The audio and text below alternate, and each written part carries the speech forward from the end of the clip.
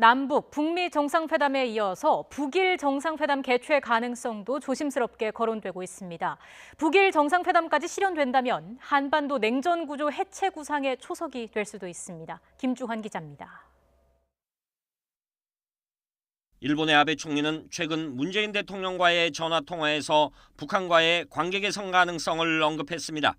아베 총리는 2002년 9월 고이즈미 총리의 평양 선언 상황을 언급하며 남북 정상회담, 북미 정상회담을 계기로 북일 대화의 가능성에 대한 기대감을 피력했습니다. 당시 평양 선언은 북일 관계의 포괄적 정상화를 추진하겠다는 것이 핵심 내용이었고, 아베 총리는 당시 관방 부장관 자격으로 고이즈미 총리를 수행했었습니다.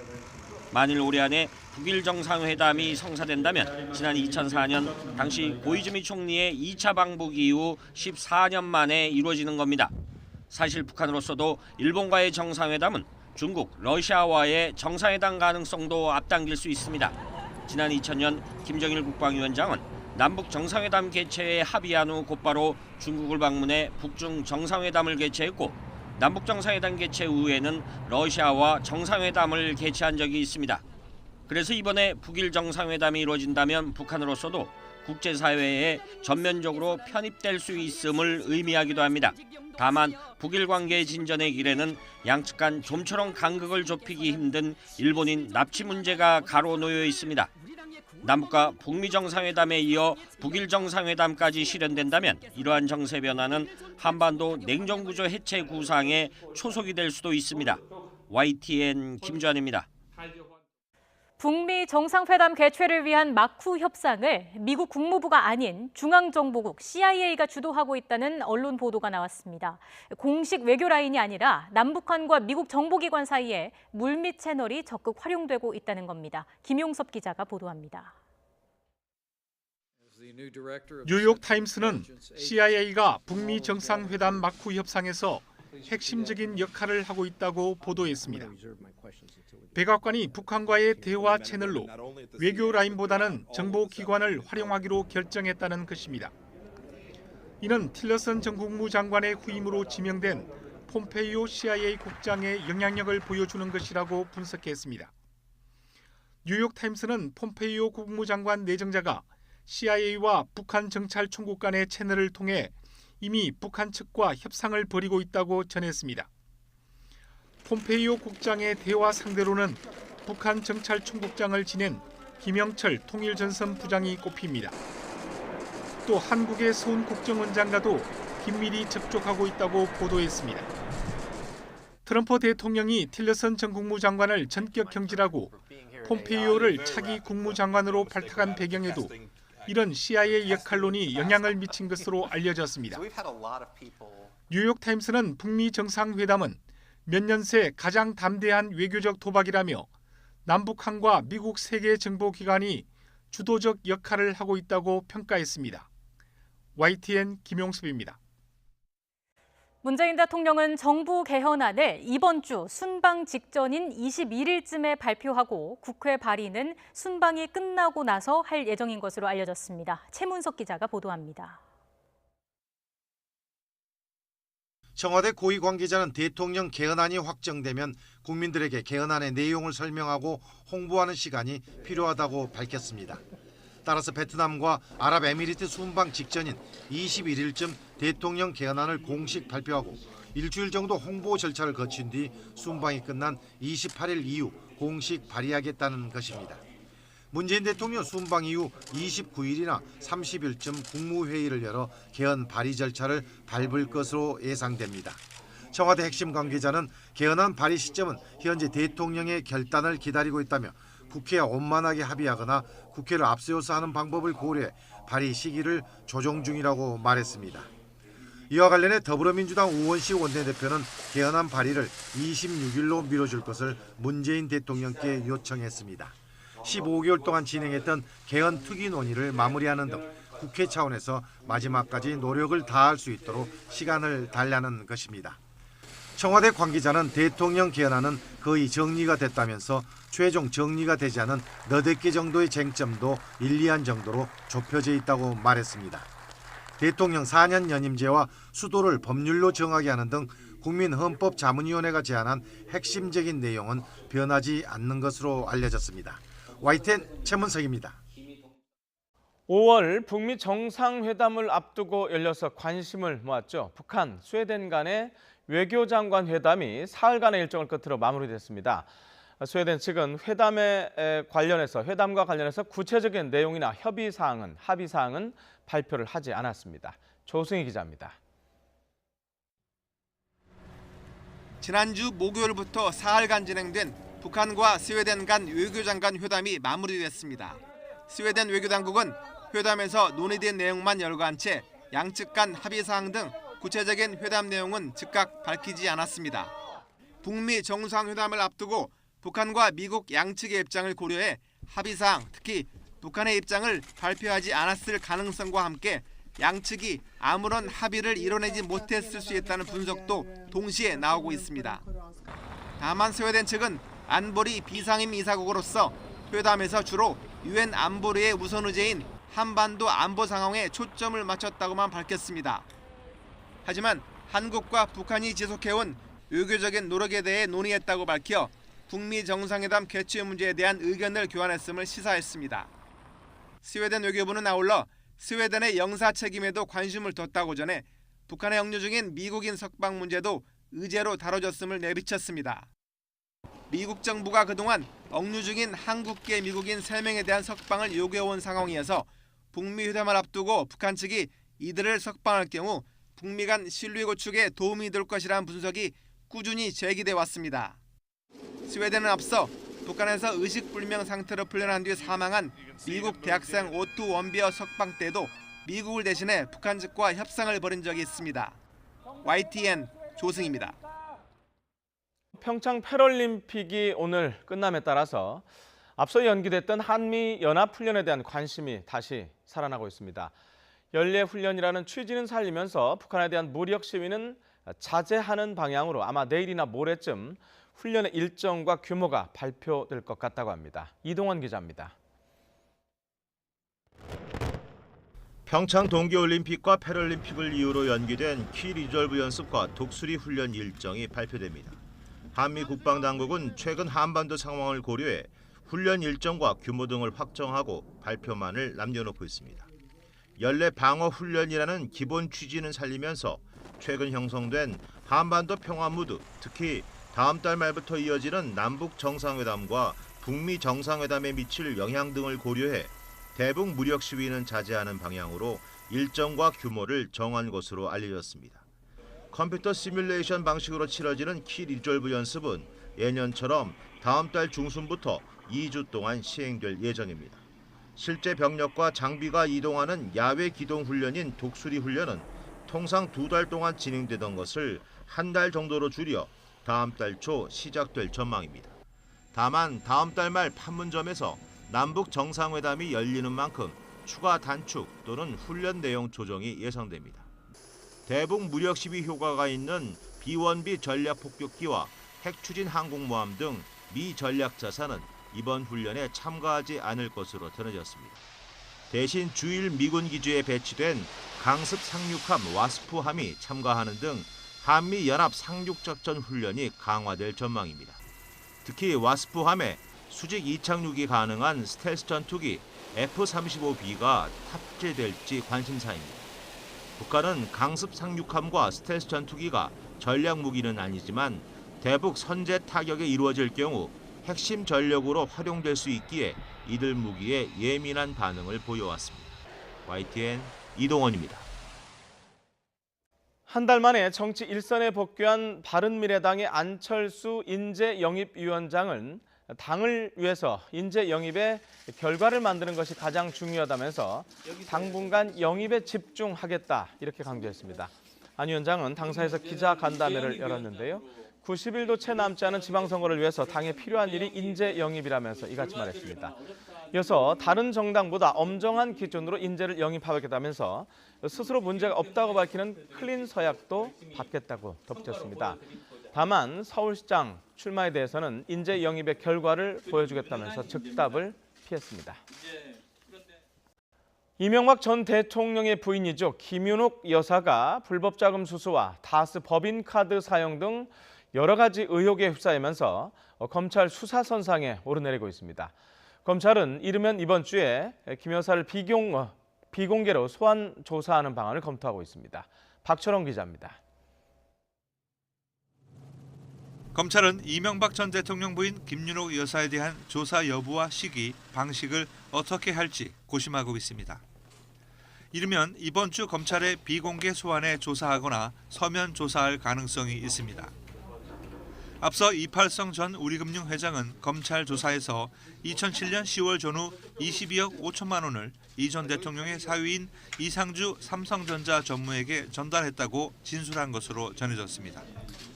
검찰은 이 돈 가운데 5억 원이 이상득 전 의원을 거쳐 김윤옥 여사에게 전해졌다는 진술을 확보했습니다.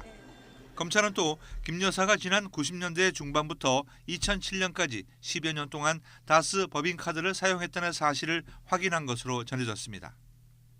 백화점이나 해외 면세점 등에서 4억 원 넘게 결제한 사용 내역도 이미 확보한 것으로 알려졌습니다. 검찰은 이를 다스의 진짜 주인이 이 전 대통령임을 보여주는 정황으로 판단하고 있습니다. 또 다스 업무와 무관한 김 여사가 법인카드를 사용한 것은 횡령 혐의로 이어질 수도 있습니다. 검찰 관계자는 김 여사 조사 필요성에 대해 결정한 바 없다며 비공개 조사 가능성을 내비쳤습니다. 검찰은 이 전 대통령에 대해 구속영장을 청구할지를 결정한 뒤 김 여사의 소환 시기나 조사 방식 등을 구체적으로 검토할 것으로 보입니다. YTN 박철원입니다. 더불어민주당입니다. 박영선 의원, 자연과 경제, 문화가 숨쉬는 미래 서울의 청사진을 제시하겠다면서 서울시장 출마를 공식적으로 선언했습니다. 박 의원은 서울 영등포구에 있는 학교에서 출마 선언식을 열었고요. 가장 사랑받는 첫 번째 여성 서울시장이 되겠다면서 이같이 밝혔습니다. 박 의원의 공식 출마 선언으로 더불어민주당 서울시장 후보 경선은 박 의원과 우상호 의원, 현직인 박원순 서울시장 등 3파전 구도로 진행될 전망입니다. 미국의 수입산 철강에 대한 관세 시행이 닷새 앞으로 다가왔습니다. 정부는 한국산 철강 관세 면제를 위해서 지금 전방위로 나서고 있는데요. 김현종 통상교섭본부장과 우리 협상단은 3차 한미 FTA 협상을 마치고도 귀국을 미루고 지금 미국에서 막판 설득 작업을 계속하고 있습니다. 김세호 기자입니다. 미국이 오는 23일 철강 관세 부과를 시행할 예정인 가운데 정부가 총력전을 펼치고 있습니다. 강경화 외교부 장관도 이례적으로 윌버로스 미 상무부 장관을 직접 만났습니다. 미측 우려 사항에 대한 우리 입장을 설명하는 동시에 한반도 정세 감안시 한미 동맹에 기초한 공조가 필요한 시점임을 강조하면서 한국에 대한 면제 조치를 적극 검토해 줄 것을 요청했습니다. 이에 대해 로스미 상무장관은 한미 동맹의 특수성을 이해하게 됐다며 모든 상황을 종합적으로 고려해 검토하겠다고 답했습니다. 김현종 통상교섭본부장은 한미 FTA 개정을 위한 3차 협상에서 일부 이슈는 진전이 있었지만 철강 부문에서는 예측이 어렵다며 어떻게 될지는 지켜봐야 한다고 말했습니다. 김 본부장과 우리 협상단은 이번 협상을 마치고도 23일까지 미국에 남아 설득 작업을 이어갑니다. 한미 FTA 협상과 철강 관세 문제가 동시에 얽히면서 시간이 촉박하기 때문입니다. 미국은 한미 FTA 협상에서 철강 관세를 무기로 우리 측을 거세게 압박하고 있습니다.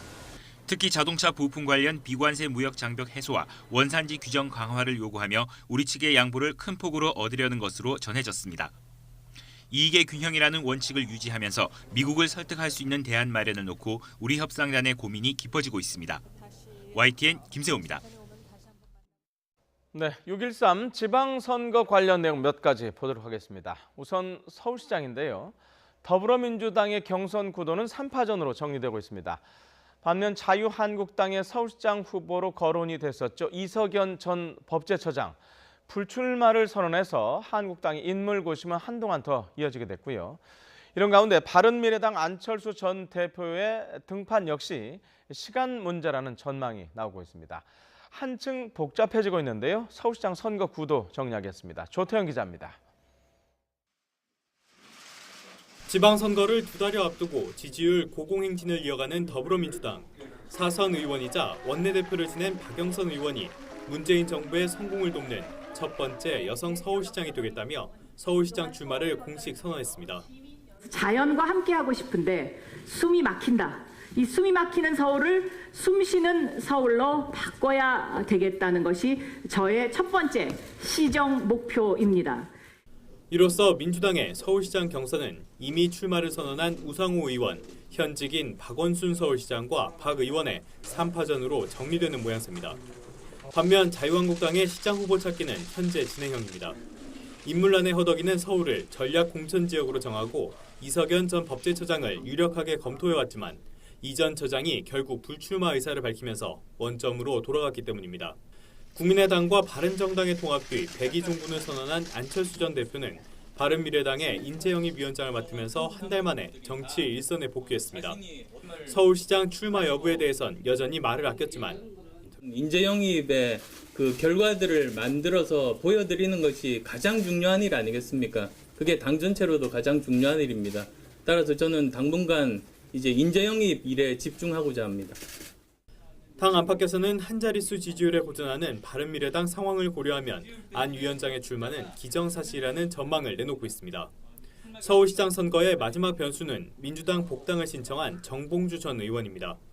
당이 복당 승인 보류로 가닥을 잡은 것으로 알려진 가운데 정 전 의원이 무소속 출마를 강행한다면 선거 구도는 다시 한번 요동칠 것으로 보입니다. YTN 조태현입니다. 우리나라의 가계빚 증가 속도가 세계 최고 수준으로 나타났습니다. 금리 상승기에 취약계층의 빚 상환 부담에 빨간불이 켜지면서 다음 주부터는 금융권의 대출 문턱 넘기가 더 어려워진다고 합니다. 이광엽 기자입니다. 소득은 찔끔 늘어난 반면 빚은 껑충 뛰면서 가계부채 규모가 국내 총생산 GDP에 육박했습니다. 국제결제은행 BIS 자료를 보면 우리나라는 지난해 3분기 기준 GDP 대비 가계부채 비율이 94.4%를 기록했습니다. 지난 2014년 2분기를 시작으로 14개 분기 연속 쉼 없이 상승했습니다. 특히 총체적 상환능력 비율 DSR은 우리나라의 증가 속도가 단연 세계 최고 수준입니다. 작년 3분기 우리나라의 가계부문 DSR은 12.7%, 지난 2015년 3분기 이후 2년간 1.3%포인트 상승해 조사 대상 17개 나라 가운데 증가 속도가 가장 빨랐습니다. 금융 불안 우려가 커지면서 정부가 대출 고삐를 쥐었지만 작년 말 기준 가계 신용은 1,450조 원을 넘어섰습니다. 금리가 이제 선진국부터 시작해서 우리나라도 상승 국면에 접어들면서 취약차주의 계층, 특히 취약차주의 상환 부담 능력 등 이런 부분들이 더 우려가 되고 있습니다. 가계부채가 더욱 심각해지자 은행권은 다음 주부터 대출을 더욱 조이는 총체적 상환 능력 비율 DSR 등을 도입합니다. DSR은 모든 대출의 연간 원리금 상환액을 합산해 연소득과 비교해 대출 한도를 정하는 엄격한 잣대입니다. 기존 주택담보대출이나 전세자금 대출뿐 아니라 신용대출과 각종 할부금까지 거의 모든 대출을 따집니다. 또 자영업자와 임대업자 대출을 잡기 위해 새로운 대출 기준도 마련했습니다. YTN 이광규입니다. 네, 그리고 이명박 전 대통령의 부인이죠. 김윤옥 여사가 불법 자금 수수 그리고 다스의 법인카드 사용 등 여러 가지 의혹에 휩싸이면서 검찰 수사선상에 오르내리고 있습니다. 검찰은 이르면 이번 주에 김 여사를 비공개로 조사하는 방안을 검토하고 있습니다. 박철원 기자입니다. 검찰은 이명박 전 대통령 부인 김윤옥 여사에 대한 조사 여부와 시기, 방식을 어떻게 할지 고심하고 있습니다. 이르면 이번 주 검찰의 비공개 소환에 조사하거나 서면 조사할 가능성이 있습니다. 앞서 이팔성 전 우리금융 회장은 검찰 조사에서 2007년 10월 전후 22억 5천만 원을 이 전 대통령의 사위인 이상주 삼성전자 전무에게 전달했다고 진술한 것으로 전해졌습니다. 검찰은 이 돈 가운데 5억 원이 이상득 전 의원을 거쳐 김윤옥 여사에게 전해졌다는 진술을 확보했습니다. 검찰은 또 김 여사가 지난 90년대 중반부터 2007년까지 10여 년 동안 다스 법인카드를 사용했다는 사실을 확인한 것으로 전해졌습니다. 백화점이나 해외 면세점 등에서 4억 원 넘게 결제한 사용 내역도 이미 확보한 것으로 알려졌습니다. 검찰은 이를 다스의 진짜 주인이 이 전 대통령임을 보여주는 정황으로 판단하고 있습니다. 또 다스 업무와 무관한 김 여사가 법인카드를 사용한 것은 횡령 혐의로 이어질 수도 있습니다. 검찰 관계자는 김 여사 조사 필요성에 대해 결정한 바 없다며 비공개 조사 가능성을 내비쳤습니다. 검찰은 이 전 대통령에 대해 구속영장을 청구할지를 결정한 뒤 김 여사의 소환 시기나 조사 방식 등을 구체적으로 검토할 것으로 보입니다. YTN 박철원입니다. 6.13 지방선거가 채 3달도 남지 않은 상황에서 여야가 공천심사 등의 준비에 속도를 내고 있습니다. 특히 민주당과 한국당이 나름대로 속도를 내는 반면 나머지 정당은 인물난으로 어려움을 겪고 있습니다. 이동우 기자가 보도합니다. 안희정 전 충남지사의 성폭행 의혹 등 미투 파문으로 지방선거 준비를 사실상 중단했던 민주당이 이번 주부터 공천심사 체제로 전환하는 등 준비에 속도를 냅니다. 민주당은 이번 주 중에 중앙당 공천관리위원회 구성을 마무리하고 본격적인 공천심사에 들어갈 예정입니다. 민주당 공천은 경선이 원칙이며 광역단체장 선거는 권리당원 대상 투표와 여론조사를 50%씩 반영해 후보자를 선출하게 됩니다. 민주당은 후보 간 경쟁 과열이 예상되는 지역은 다른 지역보다 먼저 경선을 진행하는 방안을 검토 중입니다. 다만 민주당의 지지율이 높다 보니 공천이 곧 당선이라는 인식에 따라 경선 후보 간 네거티브 선거전이 벌어질 경우에 전략 공천을 선택할 수도 있다는 방침인 것으로 알려졌습니다. 자유한국당은 여당의 공천 상황을 보면서 맞춤형 후보를 내세운다는 전략에서 여당의 공천 상황과 관계없이 속전속결로 공천을 마무리한다는 전략으로 수정했습니다. 미투 파문 등으로 민주당의 공천 작업이 지연되는 만큼 공천을 가급적 빨리 마무리 짓고 조기에 표밭을 다지게 하는 것이 유리할 것이라는 판단입니다. 이에 따라 부산시장, 인천시장, 울산시장 후보로 현역 단체장을 확정한 데 이어 충북지사, 제주지사 후보도 정했습니다. 이번 주 중에는 경기지사와 대전시장, 강원지사 후보도 결정할 예정입니다. 경기지사 후보는 남경필 현 지사가, 대전시장 후보로는 박성효 전 시장이, 강원지사 후보로는 정창수 전 국토해양부 1차관이 유력하다는 관측입니다. 바른미래당과 민주평화당, 정의당도 지방선거 기획단을 구성하는 등 선거 준비에 속도를 내고 있지만 낮은 지지율 탓에 유력 후보군을 내놓지 못하며 대책 마련에 부심하고 있습니다. YTN 이동우입니다. 성폭행 의혹을 받은 안희정 전 충남지사가 내일 다시 검찰에 출석해서 조사를 받습니다. 검찰은 안 전 지사를 추가로 조사한 뒤에 신병 처리 방향을 정하기로 했습니다. 보도에 김형근 기자입니다. 지난 9일 자진해서 검찰에 출석했던 안희정 전 지사가 열흘 만에 다시 검찰에 나옵니다. 검찰은 안 전 지사에게 내일 오전 10시까지 출석해 줄 것을 통보했다고 밝혔습니다. 이번 두 번째 출두 모습도 언론에 공개될 것으로 보입니다. 당초 안 전 지사는 주말쯤 소환될 것으로 예상됐지만 검찰은 두 번째 고소장이 접수되면서 수사 속도를 조절해 왔습니다.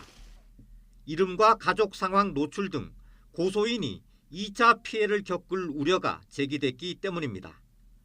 검찰은 더 좋은 민주주의 연구소 직원으로 알려진 두 번째 피해자에 대한 조사를 비밀에 붙이는 등 조사에 더욱 신중을 기했습니다. 자신의 삶이 하나하나 남들에 의해서 해체되는 과정이 굉장히 두렵고 힘든 상황입니다. 그래서 피해자가 조사를 차분하게 잘 받을 수 있도록 이런 것 좀 신경 써서 도와주셨으면 좋겠습니다. 이번 안 전 지사에 대한 조사는 업무 관계를 악용했는지에 초점이 맞춰질 것으로 보입니다.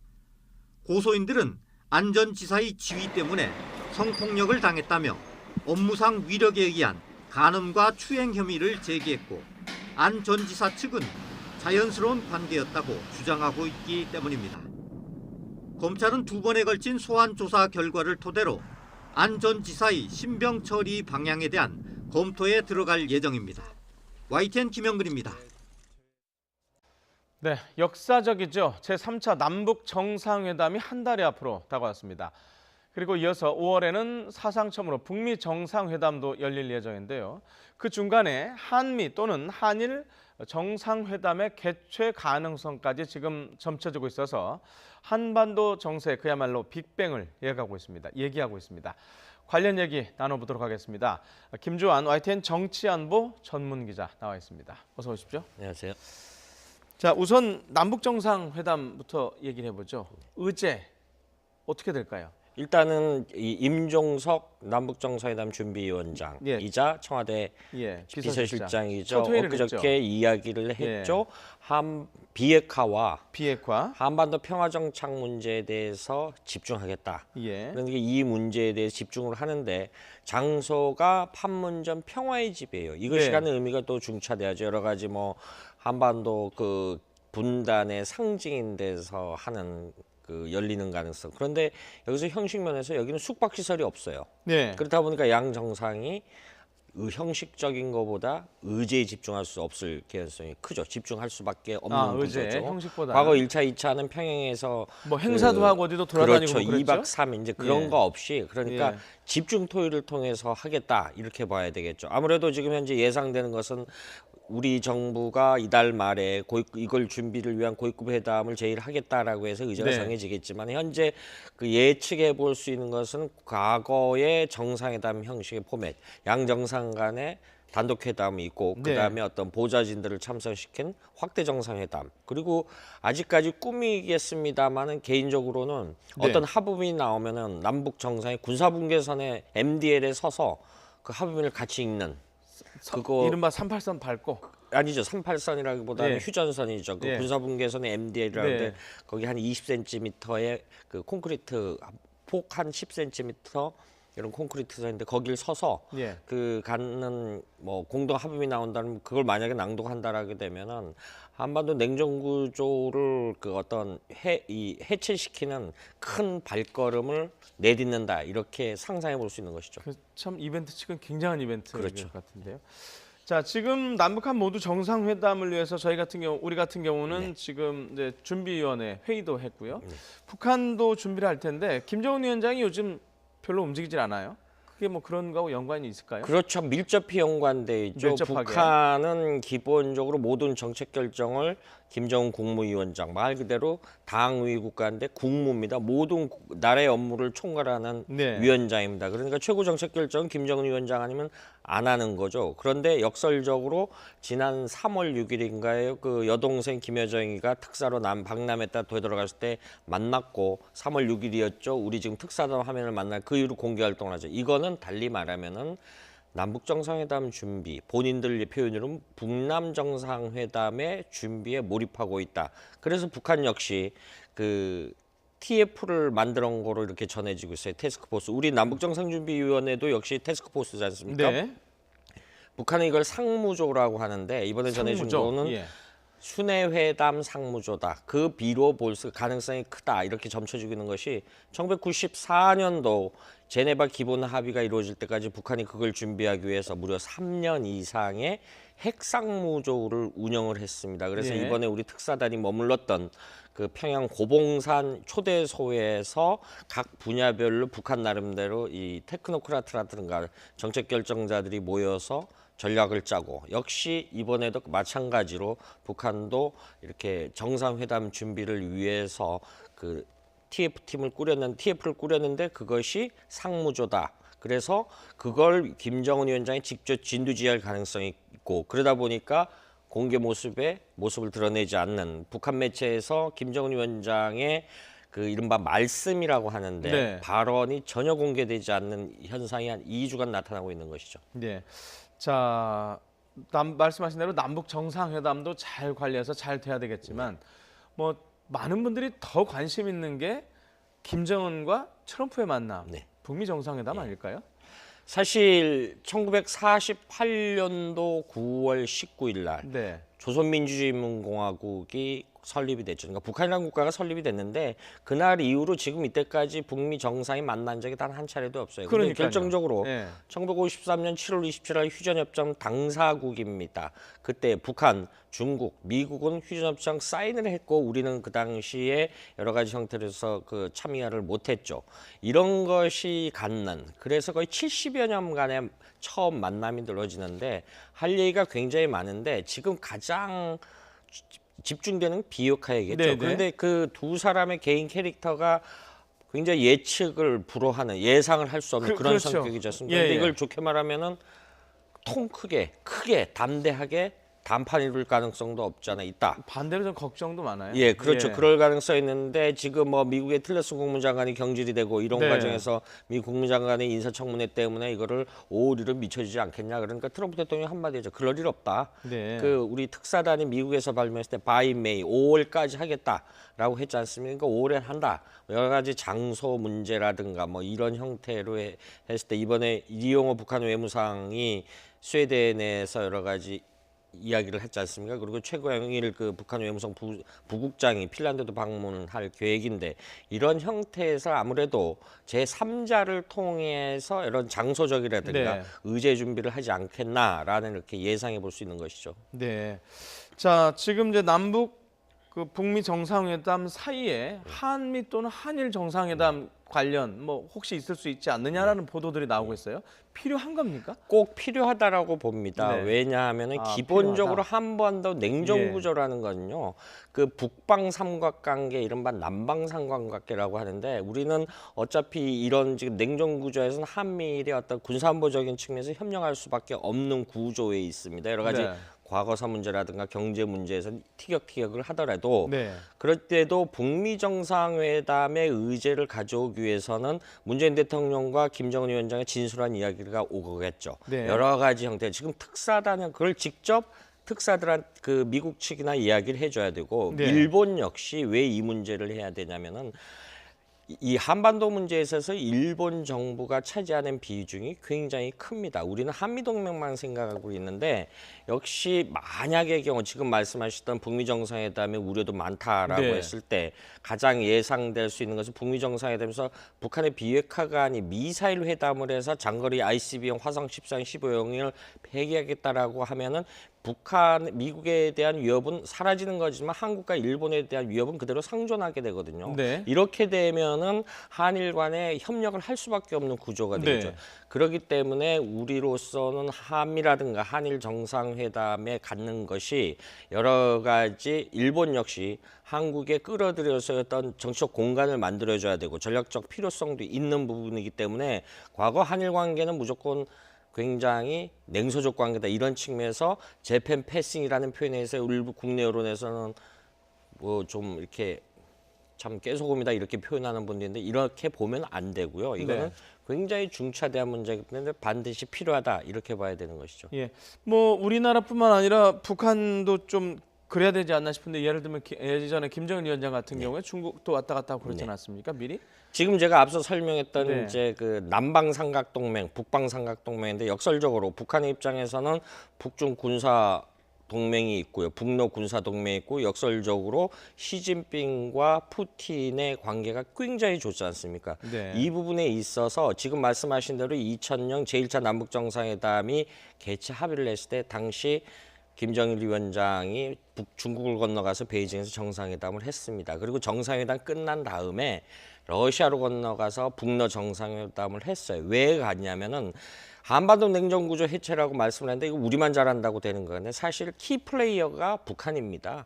북한의 말은 잘하는데 북한이 우리도 이익을 찾고 북한의 이익을 찾는 지금 이른바 이익의 균세 혹은 균형이라고 하는데 이런 균형이 맞아야지만은 협상이 이루어지고 좋은 결과가 있을 수 있거든요.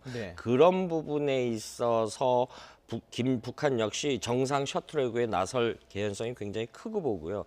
그 두 가지가 합쳐져야지만 냉전 구조 해체의 첫 발을 디딛는다 이렇게 볼 수 있는 것이죠. 네, 남북 정상회담 그리고 미북 정상회담에 대해서 알아봤습니다. 아마 4월, 5월이 그 북한 문제를 취재하는 기자분들한테 정말 잊지 못할 바쁜 세월이 되겠는데요. 취재 계속해 주시기 바랍니다. 고맙습니다. 내일 아침 출근길에는 우산을 챙기셔야겠습니다. 중부지방은 내일 오전까지, 남부지방은 밤까지 비가 이어지겠는데요. 남부와 제주도에는 벼락과 돌풍을 동반하기도 하겠고 해안가에는 바람도 무척 강하게 불겠습니다. 예상되는 비의 양은 영남과 제주도에 최고 60mm, 호남 지방에도 10에서 40mm로 제법 많겠고요. 서울 등 중부지방에는 5에서 10mm가 되겠습니다. 비가 내리면서 내일 공기는 깨끗하겠는데요. 전국의 미세먼지 농도 좋음에서 보통 수준을 유지하겠습니다. 내일 아침 기온은 오늘보다 1도에서 7도가량 높겠습니다. 서울의 아침 기온 7도, 청주와 대전도 7도, 대구 8도, 울산 9도로 출발하겠고요. 내일 낮부터는 당분간 평년 기온을 밑돌겠습니다. 서울의 낮 기온은 12도, 청주 11도, 대전과 정주 12도, 대구와 울산은 10도로 예상됩니다. 절기춘분인 수요일에는 전국에 또 한 차례 비나 눈이 내리면서 부쩍 쌀쌀해지겠고요. 주 후반부터는 다시 예년보다 포근해지겠습니다. 지금까지 날씨 정보였습니다. 네, 오늘 날씨는 포근하지만요. 미세먼지가 말썽을 부린 휴일이었습니다. 밤부터는 요란한 봄비가 내린다고 하는데요. 자세한 날씨 보겠습니다. 권혜인 캐스터. 네, 남산 서울타워에 나와 있습니다. 자, 지금 비가 내리는 곳이 있나요? 네, 서울에는 비가 내리지 않고 있지만 충청과 호남 지역에는 비가 내리고 있습니다. 서울에도 밤 9시 무렵에는 비가 시작될 것으로 보이는데요. 현재 서쪽 지역을 중심으로 초미세먼지 농도가 짙게 나타나고 있습니다.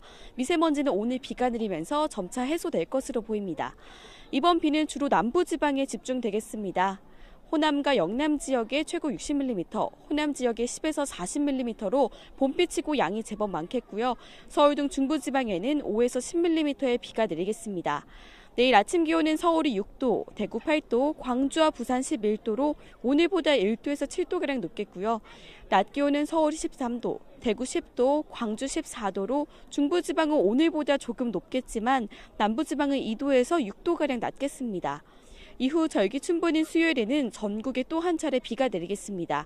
비가 내리며 수요일에는 낮 기온이 6도에 머물며 쌀쌀하겠는데요.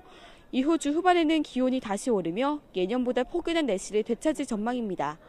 패럴림픽 폐회식은 흐린 날씨 속에서 치러질 것으로 보입니다. 다만 비가 내리지는 않겠고 개회식보다는 추위도 훨씬 덜할 전망입니다. 요즘 기온 변화가 무척 심합니다. 면역력이 떨어져서 감기에 걸리기 쉬우니까요. 건강관리에 각별히 신경 써주셔야겠습니다. 지금까지 남산 서울타워에서 YTN 권혜인입니다. 휴일인 오늘 전국이 흐린 가운데 서쪽 지역은 공기도 탁합니다. 특히 경기와 충청, 전북 지방은 현재 초미세먼지 농도가 나쁨 수준을 보이고 있는데요. 호흡기 약하신 분들은 조심하셔야겠습니다. 현재 충청 이남 서해안 쪽으로는 약하게 비가 내리고 있는데요. 차츰 전국 곳곳으로 확대되겠습니다. 예상되는 비의 양은 영남과 제주도에 최고 60mm, 호남 지방에도 10에서 40mm로 적지 않겠고요. 서울 등 중부지방에는 5에서 10mm가량이 되겠습니다. 중부지방의 비는 내일 오전까지, 남부지방은 밤까지도 이어지겠습니다. 오늘 저녁 패럴림픽 폐회식이 열리는데요. 비로 인한 불편은 없겠지만 흐린 가운데 바람이 불면서 다소 춥게도 느껴지겠습니다. 내일 아침 기온은 오늘보다 1도에서 7도가량 높겠습니다. 서울 6도, 청주와 대전 7도, 대구 8도, 울산 9도로 출발하겠고요. 내일 낮부터는 당분간 평년 기온을 밑돌겠습니다. 서울의 낮 기온 13도, 청주와 대전 11도, 대구 10도, 울산도 10도로 예상됩니다. 절기춘분인 수요일에는 전국에 또 한 차례 비나 눈이 내리면서 부쩍 쌀쌀해질 전망입니다. 지금까지 날씨 정보였습니다. 휴일인 오늘 전국이 흐린 가운데 서쪽 지역은 미세먼지가 짙게 나타나고 있습니다. 저녁부터는 차츰 비가 내린다고 하는데요. 자세한 날씨 알아보겠습니다. 권혜인 캐스터. 네, 남산 서울타워에 나와 있습니다. 네, 지금 보니까 하늘이 많이 뿌였네요. 네, 지금 보시는 것처럼 옅은 안개에 먼지가 뒤엉켜서 시야가 무척 뿌였습니다. 서울의 가시거리는 7km로 평소의 3분의 1 수준에 머물고 있습니다. 현재 서울과 경기, 충북 지역의 초미세먼지 농도가 나쁨 수준 보이고 있으니까요. 외출하실 때는 황사용 마스크를 꼭 착용하시기 바랍니다. 저녁부터는 차츰 비가 내리기 시작하겠습니다. 오후 6시 무렵 전남 해안과 제주도를 시작으로 밤 9시 이후에는 서울을 포함한 그 밖의 지역으로 확대되겠는데요. 중부지방의 비 비는 내일 오전까지, 남부지방은 밤까지 이어지겠습니다. 이번 비는 주로 남부지방에 집중되겠습니다. 영남과 제주의 최고 60mm, 호남지방에 10에서 40mm로 봄비치고 양이 제법 많겠고요. 서울 등 중부지방에는 5에서 10mm의 비가 내리겠습니다. 내일 아침 기온은 서울이 6도, 대구 8도, 광주와 부산 11도로 오늘보다 1도에서 7도가량 높겠고요. 낮 기온은 서울이 13도, 대구 10도, 광주 14도로 중부지방은 오늘보다 조금 높겠지만 남부지방은 2도에서 6도가량 낮겠습니다. 이후 절기춘분인 수요일에는 전국에 또 한 차례 비가 내리겠습니다. 비가 내리며 수요일에는 낮 기온이 6도에 머물며 쌀쌀하겠는데요. 이후 주 후반에는 기온이 다시 오르며 예년보다 포근한 봄 날씨를 되찾을 전망입니다. 오늘 저녁 열리는 평창 패럴림픽 폐회식 날씨도 알아보겠습니다. 평창은 오늘 비 소식 없이 구름 많은 날씨가 이어지겠고요. 체감온도가 영하 10도 안팎까지 떨어졌던 개회식보다는 추위가 훨씬 덜할 전망입니다. 저녁 7시부터 10시까지 2도에서 6도의 기온 분포를 보이겠고 바람이 초속 2에서 4m로 불면서 체감온도는 영하 1도에서 영상 4도 정도에 그칠 것으로 보입니다. 요즘 기온 변화가 무척 심합니다. 면역력이 떨어져서 감기에 걸리기 쉬우니까요. 건강 관리에 각별히 신경 써주셔야겠습니다. 지금까지 서울 남산타워에서 YTN 권혜인입니다. 휴일인 오늘 하늘이 잔뜩 흐린데요. 낮 동안은 비가 내리지 않아서 활동하는 데 큰 불편은 없겠지만 현재 경기와 충청 지방을 중심으로는 초미세먼지 농도가 높게 나타나고 있습니다. 호흡기 약하신 분들은 조심하셔야겠고요. 다행히 대기 흐름이 원활해지면서 점차 청정한 대기질을 회복하겠습니다. 낮 동안 예년 이맘때 봄 날씨를 보이겠는데요. 오늘 낮 기온 서울 10도, 청주 11도, 대전 12도, 울산 16도로 예상됩니다.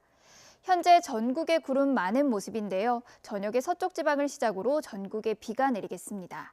예상되는 비의 양은 영남과 제주도에 최고 60mm, 호남 지방에도 10에서 40mm로 적지 않겠고요.